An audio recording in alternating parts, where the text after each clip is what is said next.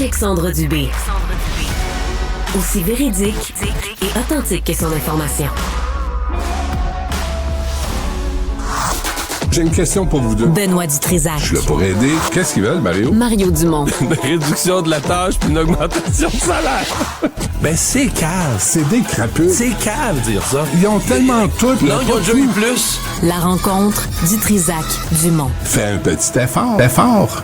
C'est loin d'être sûr là, que l'entente de principe entre la FAE et le gouvernement passe comme une lettre à la poste. Les votes commencent là, dans les différents groupes affiliés à la FAE. Là, il y a un deuxième syndicat. Il y a eu la Pointe-de-l'Île la semaine dernière. Là, il y en a un autre en Haute-Yamaska qui recommande à ses membres de rejeter l'offre du gouvernement. Mario, Benoît, bonjour à vous deux. Allô? Bonjour. Mario, comment tu réagis? Là? Est-ce qu'on se dirige, coudonc, encore vers une autre grève? Ouais, dans la presse ce matin, ils ont posé la question. Sincèrement, je comprends plus. Je vais vous dire publiquement mes découragements, là, mais je comprends plus. Parce que là, on nous dit qu'ils veulent pas faire la grève. Donc, pas faire la grève, ils disent, ben là, si on vote contre l'entente, on va retourner négocier. Mais là, pensez-vous qu'au gouvernement en face, c'est Bambi, Peter Pan ou... c'est quoi vous pensez, là? On a négocié, on s'est étiré, on a donné les plus grosses augmentations de l'histoire du secteur public. Il faut quand même commencer à nommer les choses, les plus grandes augmentations. Et là, regardez le piège où on est. Les enseignants sont en train de tout faire dérailler. Parce que de la FAE surtout, là, c'est pas tellement la CSQ. Là. Les 60% d'enseignants affiliés CSQ, je pense que tout a l'air correct. Les enseignants FAE, eux, sont sur le point, semble-t-il, de rejeter leur propre entente. Mais tous les autres employés du secteur public, entre autres les gens qui travaillent en éducation, là, que ce soit les gens dans les services auxiliaires, que ce soit les gens qui sont des aides à la classe, là, ils regardent et disent, mais là, les profs ont tout ramassé. Les profs au casino, ils ont fait sonner la machine, ils ont fait allumer la lumière dessus. Personne d'autre a ça, ce genre d'augmentation-là. Personne. Fait que là, les profs sont en train de faire voter les autres syndiqués contre leur entente parce qu'ils sont jaloux des enseignants. Mais les enseignants de la FAE, eux, bon, parce qu'ils disent, nous autres, c'est plus une affaire salariale, là, c'est la composition de la classe. Puis je dis pas qu'ils ont tort sur le genre de préoccupation qu'ils amènent, mais pour un bout, ils demandent des solutions impossibles. C'est-à-dire, ils demandent au gouvernement des solutions qui requerraient, mettons, 2-3 000 profs de plus. Puis on dit qu'il en manque au Québec entre 1000 et 2000. Je dis, tout est assis à table de négociation au gouvernement. Tu vas-tu signer une convention qui requiert, mettons, la mise en place, l'ouverture de plein de nouveaux groupes spécialisés qui prendraient des milliers de profs de plus? Tu peux pas demander au gouvernement de signer quelque chose qu'il sait déjà qu'il pourra pas faire, qu'il pourra pas livrer. Là. Non, mais cette affaire-là, là, la composition de la classe, ça pourrait être aussi... Peut-être, c'est pas nécessairement une question de fric, c'est une question d'autorité, de discipline, de qui répond à qui dans une classe. C'est qui le boss dans une classe? Est-ce que lorsqu'une enseignante impose une discipline, est-ce qu'elle a l'appui de la direction de l'école? Est-ce qu'elle est défendue devant les parents hélicoptères ou les crinqués religieux qui veulent pas reconnaître son autorité? Ça coûte rien. Ça, c'est des convictions qu'on n'a pas au Québec, qu'on devrait attribuer à nos enseignantes dans les écoles. Quand tu rentres dans la classe, c'est l'enseignante la bosse. Fait que marche au pas. Écoute, les affaires, je vous en ai parlé hier, là, les affaires que les enseignantes entendent de la part d'enfants de 4e, 5e, 6e année. T'es qui, toi, pour me parler de même? Les enseignantes se font parler comme ça. Par des petits Benoît, mondes. tu fais un oubli, là. Dans la réforme de l'éducation, la réforme Marois, dont on parlait, je pense, hier, Ouais.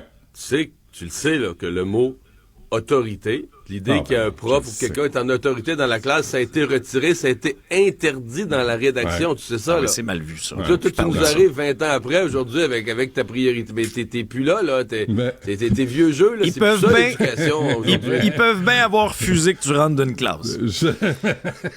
Mais t'aurais pu dire, tu fais preuve de sagesse. Tu reviens avec Oui, cette moi, je pense notion. ça, mais je suis vieux aussi, fait que ça vaut rien. On est tous les deux dépassés, là. Mais ça, c'est pas une blague, là, le mot autorité, l'idée Ouais. que dans une classe, ce que tu viens de décrire, l'idée que dans une classe, il y a une personne en autorité, ça a Ouais. été retiré de la réforme, c'est plus ça. C'est l'apprenant. C'est l'apprenant qui est dans une démarche avec l'enseignant. C'est plus l'apprenant, ouais. Moi, je veux revenir à Madame Chevaux, qui était mon enseignante de première année. Et je m'en souviens, là, quand les enfants étaient tannants, elle te les pognait par le collet, puis elle les soignait sur le dossier de la chaise. T'as-tu compris que ça va faire? Intérêt, Madame Chevaux? Sacramouille. Elle avait de la pointe? Oui, madame. Tu niaisais pas avec Mme Chevaux, mais c'est une femme de son époque. Mais je pense, on peut pas la saluer, je pense qu'elle est décédée aujourd'hui. Bon, mais on veut pas revenir à ça. On veut pas revenir à ça, là. On veut pas revenir à la torture en classe. Mais en même temps, ça coûte rien. Puis l'autre affaire, je pense ce qu'on constate, c'est que la FAE, c'est pas un bon syndicat. Et je pense que là, les profs, là, il y a du maraudage. Il est temps il y a 2 syndicats. Je comprends pas pourquoi il y a 2 syndicats pour représenter les enseignants au Québec. J'ai jamais compris ça. Mais Benoît, le pourquoi, c'est que la FAE, c'est des dissidents de la CSQ. Des gens qui trouvaient que la CSQ défendait pas assez fermement les enseignants. Ils ont dit, on se fait un autre syndicat. C'est ça, la FAE, là. Ah ouais. C'est intéressant. Mais c'est intéressant ce point-là, Mario, parce que sur la stratégie syndicale, là, en bout de ligne, là, est-ce que la FAE les a trop crinqués avec des attentes complètement irréalistes en disant qu'on va tout régler les problèmes du monde de l'éducation en une négociation de convention collective? On sort dans la rue grève générale illimitée, pas de fonds de grève, puis là, ben, les profs sont là, regardent ce qu'il y a sur la table, puis coudonc. Mais zéro nuance. Tu sais, elles sont Mélanie Hubert, zéro nuance. Comme Sylvain Mallette auparavant. Genre, on arrive, on sort. On négocie pas, on sort. On fait, tu sais, on va faire de la merde. On va brasser. Mais non, c'est pas de même. Ça marche plus, ça. Et Mme Scalabrini, de l'autre côté, a dit, nous, on est avec le Front commun. On va se calmer, on va négocier, on va s'asseoir, on va parler en gens civilisés. Puis de l'autre côté, il était dans la rue, puis il n'y avait pas de paye. Puis pas de fonds de grève. Les gens, les enseignantes vont peut-être remettre en question la pertinence de la FAE. Mario?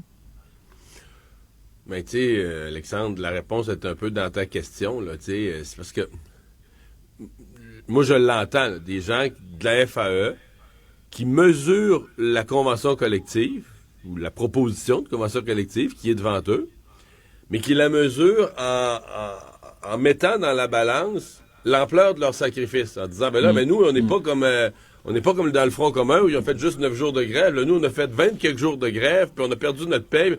Donc, on s'attendrait à... Oui, mais c'est parce que c'est pas... Tu comprends? C'est pas François Legault, c'est pas Sonia Lebel, c'est pas Bernard Drinville, c'est pas Mario Dumont. C'est pas nous autres qui avons... souhaiter votre grève. Vous avez décidé, comme vient de le dire Benoît, de partir en grève. Nous autres, on négocie pas, puis on part, on sort. Et grève générale, pas d'avertissement, puis de une journée de grève. Première journée, c'est bang, grève générale illimitée tout de suite. Mais c'est votre les enfants. Ben oui, c'est une décision de la FAE. Puis, parce que ce qui semble attendre, c'est de dire, si on a fait plus de grève, donc plus de sacrifices, le gouvernement devrait donc nous accorder des meilleures conditions. T'imagines si ça marche comme ça? Ben oui, mais je comprends dans leur logique à eux, ils disent plus gros sacrifice, plus gros résultat. Mais mettez-vous de l'autre bord, de la part du gouvernement. Est-ce que le gouvernement veut vraiment qu'on retienne dans les annales des relations de travail au Québec? Si tu fais plus de grève, tu vas avoir plus, tu vas gagner plus, tu vas avoir des meilleures conditions. Donc, encourager tout le secteur public à chaque année à dire, faites le maximum de grève, c'est de même ça marche. Tu sais, ça n'a pas d'allure, mais là, c'est comme... La logique est dure à ramener présentement, là. Vous avez défoncé l'hôtel de ville, vous avez tout cassé, les pompiers. Écoutez, on va vous donner un 10% de plus. C'est A pour effort. Tiens, on va le signer davantage. Benoît, tu fais des jokes, mais dans le cas d'École Bleue, ça a marché. Ça a marché. Bon, on parlait un peu d'immigration, les gars, parce que la question des seuils d'immigration, est-ce qu'ils sont réalistes actuellement au Canada avec la capacité d'accueil, puis accueillir les gens aussi dans la dignité? M. Trudeau a été questionné là-dessus, garde les cibles, mais va peut-être apporter certains ajustements au niveau des étudiants étrangers. Mario, est-ce que c'est délicat pour Trudeau de marcher un peu sur la peinture? Ils se sont tellement avancés, puis les déclarations complètement idéologiques de Marc Miller là, sur les immigrants qui vont se construire des maisons. Mais c'est une catastrophe, pour vrai. Je ne sais pas si vous avez vu l'étude qui a été publiée avant-hier là, par l'économiste en chef de la Banque nationale, M. Marion. Puis, comprenons-nous, les économistes ne sont pas des gens qui sont anti-immigration. Depuis 20 ans, au Canada, les économistes disent non, on est un pays vieillissant, un pays qui a des besoins de main-d'œuvre, il faut une immigration. Ce qu'ils disent présentement, c'est, écoutez bien, là, ça a passé tout droit. Là, je veux dire, la perte de contrôle en nombre, les seuils, la hauteur, depuis 2 ans, c'est entre... En fait, on n'a même plus le vrai chiffre. Il y a tellement d'immigration de portes ouvertes au Canada que plus personne n'a le vrai chiffre. Mais on sait qu'il est rentré entre 1 million, 1 million 200, 1 million 300 000 personnes par année depuis 2 ans, ce qui est complètement hors proportion par rapport à toute l'histoire du Canada. En fait, c'est drôle, dans l'étude de M. Marion de la Banque nationale, il disait essentiellement le seul comparable de rentrer autant de monde d'un coup, c'est l'année que Terre-Neuve, t'as ajouté une province, t'as ajouté une province dans le Canada, puis même là, c'était moins que ce qui est rentré par année, là, depuis 2 ans en immigration. Et donc là, t'arrives dans ce qu'on appelle les rendements décroissants. C'est-à-dire que là, c'est plus que l'immigration devient une contribution au développement économique. Ça devient source de crise de logement social, source d'inflation. Et ce que j'avais pas vu venir, sincèrement, c'est que c'est même devenu une source d'appauvrissement. Les problèmes liés au surplus d'immigration sont tels que depuis une couple d'années au Canada, le revenu moyen par habitant ne croît plus. On est en stagnation. Et c'est complètement unique au monde. Il ne faut pas penser qu'ailleurs. Non, ce que vit le Canada, ce qu'a fait le gouvernement Trudeau, c'est les chiffres par rapport à l'OCDE dans l'étude. OK, on est même plus sur la même planète. On est 5 fois en haut de la moyenne des autres pays. 5, pas 2 fois, 5 fois en haut. 5 fois et demi en haut de la moyenne des autres pays. Fait que le gouvernement Trudeau, c'est complètement échappé Mario, le volant là, dans une courbe. Là. À ta liste, t'oublies aussi les garderies, les écoles. Faut accueillir ces familles-là, faut accueillir ces enfants-là. Et on revient à nos profs. On revient à nos profs qui font face à des classes où c'est pas juste des problèmes de comportement, problèmes d'apprentissage, c'est aussi des problèmes de langue. Les petits pits arrivent en classe, ils parlent pas français. Fait que là, faut que tu leur accordes du temps, faut que tu leur accordes... Je veux dire, ça finit plus. Puis, moi, je pense... J'ai une question quiz pour vous ce matin. Ah oui? Est-ce que, d'après vous, Marc Miller, le président, le ministre de l'Immigration, là, souffre de la maladie des 3 1? Incompétent, incapable, puis imbécile. Parce que c'est un méchant cabochon, Marc Miller, là. C'est un méchant tata. Là, aujourd'hui, on annonce, le ministre présente un plan pour accroître l'immigration francophone hors Québec. Fait que lui, dans sa tête de prix Nobel, là, Marc Miller, là, puis il l'a prouvé souvent, il faut amener au Nouveau-Brunswick, entre autres, là, plus d'immigrants francophones. Et je vous rappelle qu'il n'a jamais admis, ça remonte en octobre 2023, il n'a jamais admis que le français est en déclin au Québec. Lui, ça n'existe pas. Mais c'est un méchant cabochon. Ministre d'immigration, là, depuis qu'il est là, Alexandre, il a fait référence, je sais pas combien de fois, tu sais, les immigrants vont débarquer, vont construire leur propre tour à condo. Ben oui, Marc. Fait que Justin Trudeau s'est entouré de ce genre de prix Nobel-là, et ça donne les résultats qu'on a. Ouais, nous, on subit les conséquences. Ouais, Benoît, M. Miller, vraiment, là, c'est au niveau idéologie ou idéologue, là, c'est un ami personnel, je pense, de l'époque de l'université de Justin Trudeau. Tu peux pas avoir des visions plus alignées, là. On parle d'immigration, mais tu sais, toute cette notion là que Justin Trudeau a vendu le Canada comme un pays toujours ouvert, dont les portes seraient toujours ouvertes à toutes les formes, des réfugiés, puis l'idée du Canada, le post-national, qui a plus une culture à défendre, puis qui doit accueillir, les portes ouvertes. Toutes les cultures sont égales. Plus de frontières, non mais... C'est sûr que Marc Miller, à mon avis, là-dedans, c'est l'allié de Justin Trudeau depuis, c'est de longue date. Là. Il faut pas que tu t'étonnes. Sur les écoles, Benoît parlait de la pression que met l'arrivée d'autant de nouveaux arrivants sur le système scolaire. J'ai appris, c'est la semaine passée, la semaine d'avant, là, dans une entrevue avec la directrice là, la responsable des directions d'école de Montréal. Je savais pas ça. Savez-vous à quelle fréquence à Montréal faut partir de nouveaux groupes? Parce que, tu sais, on parle du manque d'enseignants à Montréal. On dit il manque toujours d'enseignants. On est toujours porté à penser qu'il manque d'enseignants. Ben, tu sais, à la rentrée scolaire, là, au mois d'août, septembre, pour la rentrée. Montréal doit partir de nouveaux groupes, au pluriel, on parle au pluriel, des nouveaux groupes, là, à tous les 2 semaines. À tous les 2 semaines?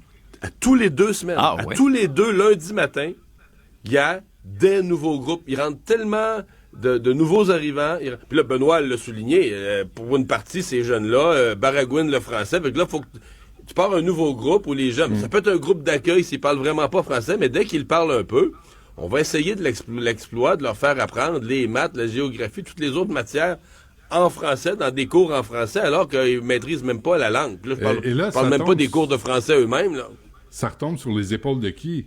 Des enseignantes. C'est sûr. Et là, t'as Justin, puis son prix Nobel, Mark Miller, ils sont là, puis ils disent « Ah, amenez-en, puis on va fermer le chemin Roxham, mais on va rouvrir l'aéroport. » Tu sais, puis on va faire ça en catimini, puis ça paraît pas, puis les cabochons, ils suivent pas la game. Mais là, ce qui arrive, ça tombe sur les épaules des gens sur le terrain qui essayent d'offrir des services, mais qui sont dépassés par les décisions politiques imbéciles de Mark Miller, de Justin Trudeau. Alors, à un moment donné, mais qui va s'opposer à ça? Qui a dit, est-ce que Pierre Poilievre a dit, là, on va se calmer sur l'immigration, Est-ce qu'il l'a dit? Il a peur. Il le dit pas. Il le dit Il a pas. peur. Non Mais plus. là, il a commencé, Benoît, un petit peu. Là, il a développé un discours où il dit, on va accueillir les seuils d'immigration, on va accueillir les nombres d'immigrants qu'on est capable de loger, de soigner. C'est à twist sa petite formule qu'il a trouvée pour montrer qu'il allait peut-être changer la politique, mais il a peur de parler de ça, c'est terrible. Chien. Puis celui ou celle qui va oser le dire va être catalogué, étiqueté d'extrême droite. Immédiatement. Si tu parles d'immigration, tu dis, attendez, là, notre système n'est pas capable d'en prendre autant, ni dans les hôpitaux, ni dans les écoles, ni les logements, tu vas devenir d'extrême droite. Je vous le dis, là, c'est pourri, c'est débile, puis on n'a personne. C'est pas Jagmeet Singh du NPD qui va changer ça non plus. Fait que là, on a trois leaders politiques, pas de couilles, fédéralistes, qui oseront jamais dire la société canadienne a fait une grosse partie de sacrifice. Là, c'est correct. On va gérer les nouveaux arrivants qu'on a accueillis. Mais Benoît, tout va pas mal, là. La mairesse de Montréal, hier, nous a présenté un plan pour ramener du monde au centre-ville, 1 milliard sur 10 ans, du mobilier urbain, que ce soit plus propre également, plus de place pour les piétons, les cyclistes. Benoît, ça va se bousculer pour revenir au centre-ville de Montréal, sans oublier le quartier de la francophonie. Moi, j'ai une idée. Je suis là pour aider.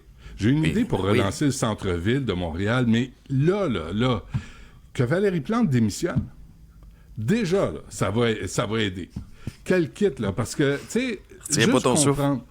Non, je sais, nettoyer les rues, déblayer les trottoirs, ramasser les vidanges, écouter les citoyens, réparer les nids de poules, assurer la sécurité de tous les citoyens, interdire les manifestations masquées, peut-être récupérer les églises pour accueillir les sans-abri. Il y en a, tu sais, les migrants illégaux, envoyez-les à Ottawa. Juste pour voir comment Justin va les gérer, comment cette ville-là va les gérer.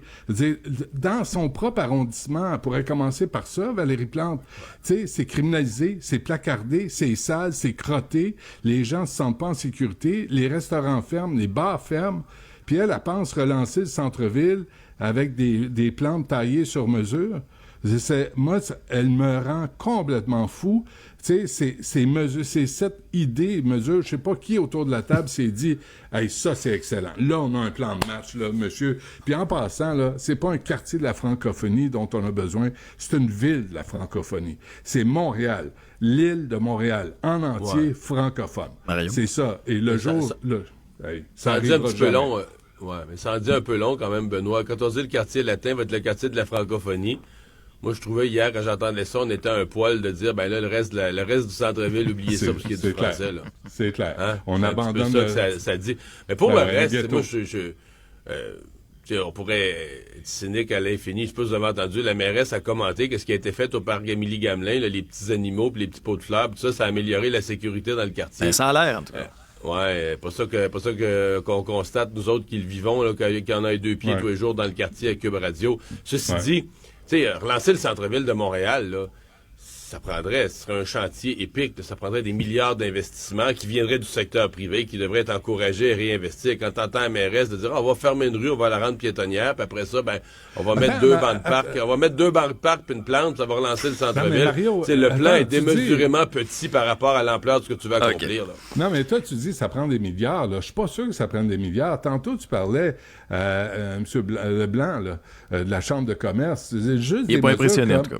Ben, juste les parcomètres, là, qu'elle a prolongé de 23 heures. À 23 heures. Ça coûte rien. Ben, ça coûte rien parce que tu couperais les revenus.